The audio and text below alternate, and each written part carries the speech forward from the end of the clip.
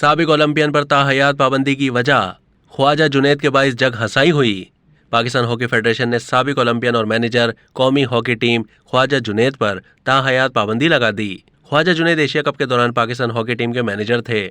Asia cup میں Japan کے خلاف میچ میں 12 کھلاڑیوں کو فیلڈ میں اتارنے کا واقعہ پیش آیا تھا۔ پاکستان گولڈ ڈسکوالیفائی ہونے کی وجہ سے ورلڈ کپ میں کوالیفائی نہیں کر سکا تھا۔ واقعے کے بعد سابق سیکرٹری PHF آصف باجوہ نے معاملے کی انکوائری کے لیے کمیٹی تشکیل دی تھی۔ خواجہ جنید نے انکوائری کمیٹی کے سامنے پیش ہونے سے پہلے ہی استعفیٰ پیش کر دیا تھا۔